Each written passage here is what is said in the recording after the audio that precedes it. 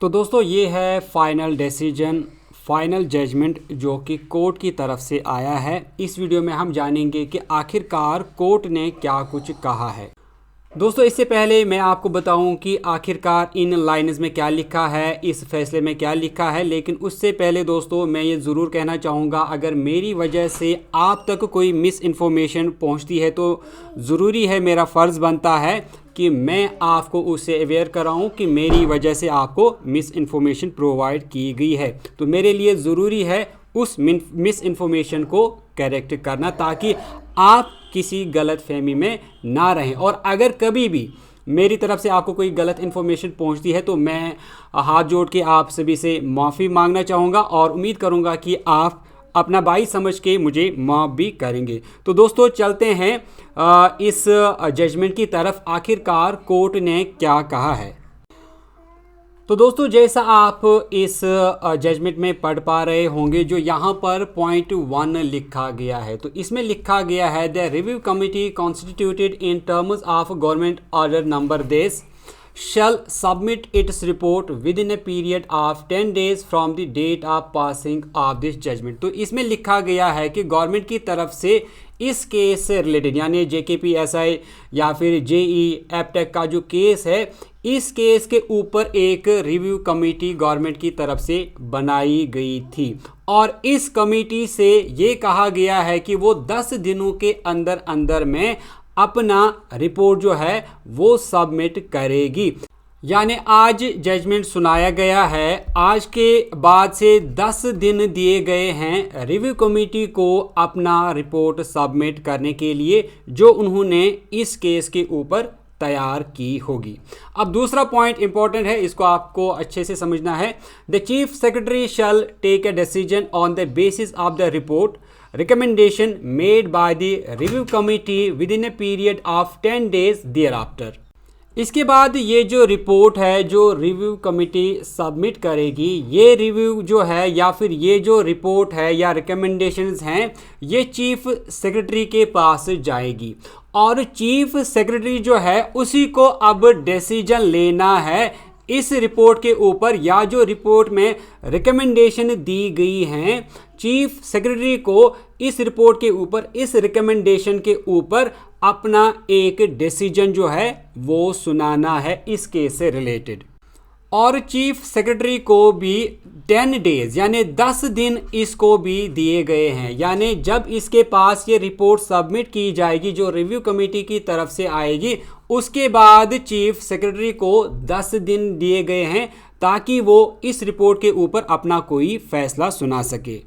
Next point बहुत ही important है। The decision of the chief secretary shall be communicated to the secretary JKSSB who is directed to proceed strictly in accordance with the decision taken by the government।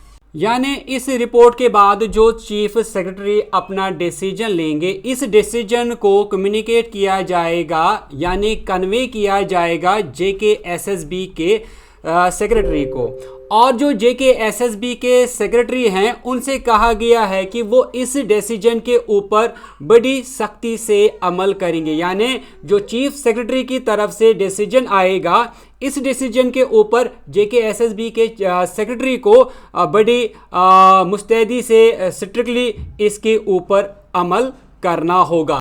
और ये जो decision chief secretary लेंगे ये government का ही decision होगा, यानी government की तरफ से चीफ सेक्रेटरी अपॉइंट किए गए हैं और वही फिर इस रिव्यू कमेटी की रिपोर्ट को देखेंगे और उसके ऊपर डिसीजन लेंगे और ये डिसीजन अपना JKSSB के सेक्रेटरी को जो है कम्युनिकेट करेंगे, जिस पर JKSSB के सेक्रेटरी अमल करेंगे। लास्ट पॉइंट जो इस जजमेंट में लिखा गया है जो कि बहुत ही इंपॉर्टेंट है। However till the final decision is taken by the government the JKSSB shall not proceed the selection process. जब तक गवर्नमेंट अपना फाइनल डिसीजन नहीं लेगी तब तक JKSSB से कहा गया है कि वो किसी भी तरह की सिलेक्शन प्रोसेस को आगे ना बढ़ाए। तो ये फाइनल पॉइंट है कि जब तक गवर्नमेंट अपना फाइनल डिसीजन नहीं लेगी तब तक JKSSB सिलेक्शन प्रोसेस को आगे नहीं बढ़ाएगी। यानी लास्ट पे हम यहाँ पर इस बात पे पहुँचते हैं कि अब लास्ट फैसला जो है, फाइनल डिसीजन जो है, ये गवर्नमेंट को लेना होगा। जो रिव्यू कमेटी अपना रिपोर्ट सबमिट करेगी, उस सबमिट किए हुए रिपोर्ट के ऊपर चीफ सेक्रेटरी को एक डिसीजन लेना होगा और JKSSB के सेक्रेटरी को उसके ऊपर अमल करना होगा।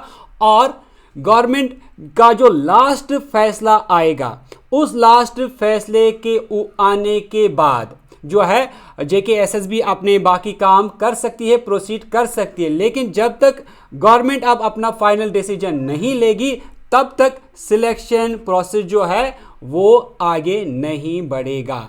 और इसी के साथ इस केस को डिस्पोज किया गया है।